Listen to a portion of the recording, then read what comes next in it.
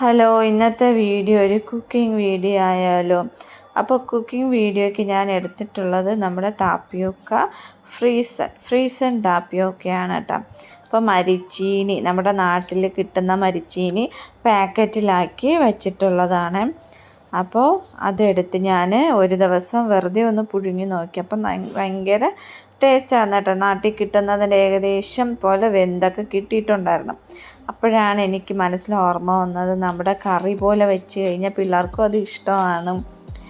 മീൻ കറിയുടെ ഒപ്പം കഴിക്കാനും ഭയങ്കര ടേസ്റ്റല്ലേ. അപ്പോൾ ഇതേ നമ്മുടെ മരിച്ചീനി ഞാൻ വെള്ളത്തൊരു 10-15 മിനിറ്റ് ആ തണുപ്പൊന്ന് മാറി കിട്ടാൻ വേണ്ടിയിട്ട് വെച്ചിട്ടുണ്ടായിരുന്നു കേട്ടോ. അത് കഴിഞ്ഞതിന് ശേഷം നമ്മൾ പച്ചക്കറി അവിയലിന് കീറുന്നത് പോലെ നീളത്ത് നമ്മുടെ കപ്പ നന്നായിട്ട് കീറിയെടുത്തിട്ട് കുറച്ച് വെള്ളം ചേർത്തിട്ട് 2 ഫിസിൽ കൊടുത്താൽ മതി കേട്ടോ. ഞാൻ 4 ഫിസിൽ കൊടുത്തപ്പം കപ്പ നന്നായിട്ട് വെന്ത് പോയി. അതുകൊണ്ട് ആകെ 2 ഫിസിൽ കൊടുത്തു കഴിഞ്ഞാൽ നമ്മുടെ കപ്പ നല്ല രീതിയിൽ വെന്ത് കിട്ടും. അതിന് വെന്ത് കിട്ടിയ കപ്പ ഞാനൊരു പാത്രത്തിലോട്ട് മാറ്റി വെച്ചിട്ടുണ്ട്. ഈ സമയത്താണ് എനിക്ക് എന്ത് ചെയ്യാനുള്ളത്, നമ്മുടെ കപ്പയ്ക്ക് വേണ്ടുന്ന കൂട്ട് തയ്യാറാക്കാനുള്ളത്. അപ്പോൾ ഞാനിപ്പോൾ ഉപ്പ് ചേർത്തിട്ടില്ല. ഈ കറി മിക്സാക്കുന്ന സമയത്താണ് ഉപ്പ് ചേർക്കുന്നത് കേട്ടോ. അപ്പോൾ ഇതേ കപ്പയ്ക്ക് വേണ്ടുന്നത് കുറച്ച് നാളികേരം, കുറച്ച് ആവശ്യത്തിന് മുളക് പൊടി, മഞ്ഞൾപ്പൊടി, പിന്നെ ജീരകം, 2 അല്ലി വെളുത്തുള്ളി, കറിവേപ്പില ആവശ്യത്തിന് ചേർക്കാം കേട്ടോ. നമ്മുടെ ഇഷ്ടം അനുസരിച്ച് ചേർത്ത് നന്നായിട്ട് പേസ്റ്റ് രൂപത്തിലാക്കി എടുത്തതിന് ശേഷം ഈ കൺസിസ്റ്റൻറ്റ് രീതിയിൽ എടുത്തതിന് ശേഷം നമ്മുടെ കപ്പയിലോട്ട് ഈ കൂട്ടി ചേർക്കണം. നന്നായിട്ട് മിക്സ് ചെയ്ത് ചേർത്തതിന് ശേഷം ആവശ്യത്തിന് ഉപ്പിട്ട് കൊടുക്കണം. ഈ രീതി കിട്ടും കേട്ടോ. നമ്മൾ 2 ഫിസിലാണ് കൊടുത്തിരുന്നതെങ്കിൽ ഇത്രയും നന്നായിട്ട് വെന്ത് പോകത്തില്ലായിരുന്നു.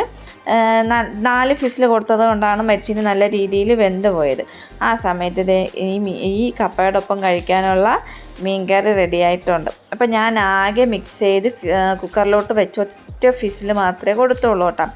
ഈ ഫിസിൽ കൊടുത്തതിന് ശേഷം ഈ തണുപ്പൊക്കെ മാറി ഞാനൊന്ന് ഓപ്പൺ ചെയ്ത് നോക്കിയപ്പോൾ ആ ഒരു സ്മെല്ല്, നമ്മുടെ കറിവേപ്പിലയുടെ സ്മെല്ല് ഇങ്ങനെ മുന്നിട്ട് നിൽക്കും കേട്ടോ. മെയിനായിട്ട് കൂടുതലായിട്ട് വേണ്ടുന്നത് കറിവേപ്പിലയാണ്, അത് ആരും തന്നെ മറക്കരുത്. പിന്നെ നന്നായിട്ട് മിക്സൊക്കെ ചെയ്ത് കടുവറുത്തൊന്നും ഒഴിച്ചില്ല, അതിൻ്റെ ആവശ്യമൊന്നും ഉണ്ടായിരുന്നില്ല. അത്രയ്ക്ക് ടേസ്റ്റായിരുന്നു കേട്ടോ. അപ്പോൾ എല്ലാവരും ഇതൊന്ന് ട്രൈ ചെയ്ത് നോക്കണം. കപ്പ വാങ്ങിക്കുന്ന സമയത്ത് മസ്റ്റ് ട്രൈ ആണ്. കുട്ടികൾക്കൊക്കെ ഒത്തിരി ഇഷ്ടമാണ്. ചോറിനൊപ്പം നന്നായിട്ടൊന്ന് മിക്സാക്കി കൊടുത്തു കഴിഞ്ഞാൽ ഏത് കുട്ടിയും കഴിക്കും കേട്ടോ.